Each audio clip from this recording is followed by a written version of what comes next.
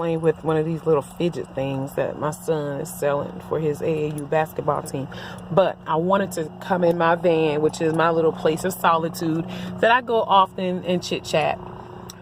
So this is Father's Day Eve, and we're just not coming back from Juneteenth with it, which is a awesome family celebration of the proclamation of when the slaves were free. It was the time when they were actually ran up to on the slave field and say, look, you're free, jump up out of there, we're done. And one of the speakers was talking, and he was saying, he was giving advice to the fathers out there. And he said, if there's any fathers do not have a relationship with their children, don't stop. Don't pick this weekend to continue the BS. Take this weekend to connect with your child. Yeah, you may get cursed out for 5 minutes, but it'd be worth it. And to go ahead and do it. If you have not been faithful to your child and just lackluster with your affections and financial and spiritual support, that this year was a great year to actually do it. And I appreciated what he said. I thought that was really awesome. And I wish that there was more people out there to actually hear what he said.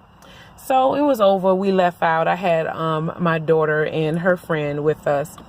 And we're riding our way to take her friend home, and got to an intersection, and we seen a crash, a small crash.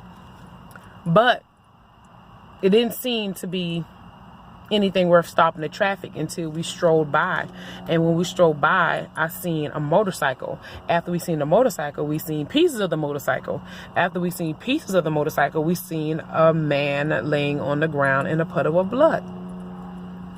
And it just drive home what that man was saying at Juneteenth, because who knew, who can imagine that their dad or their uncle or their grandfather, I don't know how old the guy was, would not make it home tonight. Who knows the relationship that he has with his kids or with his father? I know for myself, for a long time, my daddy was, I just didn't want to talk to him. I didn't want to hear from him. I just didn't want to do my dad for a long time. Why is none of your business. But that's just how I felt. Okay, well, I know he alive. I know he chilling. He has what he wants, so I'm done. But Grace and Mercy has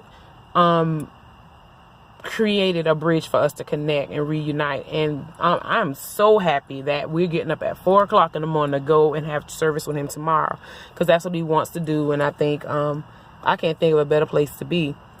But I could only imagine if we were still on the odds. And my dad, not that he would ever drive or ride on a motorcycle at his age now, but what if that was my dad? Can you imagine how sad I would be and we had not, got straight? Everything just connects. I mean, I don't know if you follow that line, but there's no such thing as coincidence. And I find myself wanting to piggyback off what the guy said at Juneteenth. It does not matter. The longer you wait, the worse it will get. And you don't want to get caught on the end of non-closure. So go ahead. Even if you have to be the big person and connect with your dad, yo, Pops, it's Sunday. I haven't been to church in a while. Where you going tomorrow? Or I'm hungry. Let's go eat together. Something corny. Being corny is okay. It's better than doing nothing at all. But definitely you don't want to end situations like that. That was such a horrible way to go, a motorcycle accident. But this man is gone. Could have been someone's dad. Could have been your dad. Could have been my dad. Why waste that time?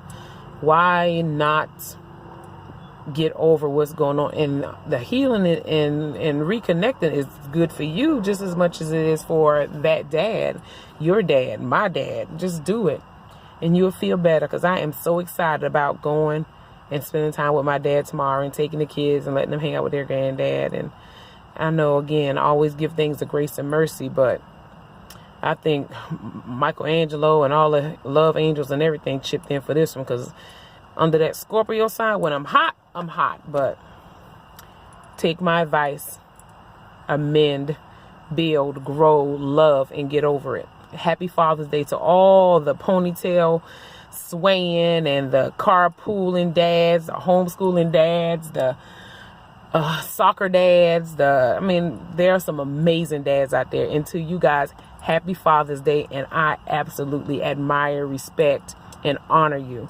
Continue doing the work that you're doing, because there are other men looking at you and they are learning from you. And little by little, they are being encouraged to step up their game. And if you stop, they won't have anyone to be their role model. So definitely continue doing what you're doing and make this Father's Day the best one yet.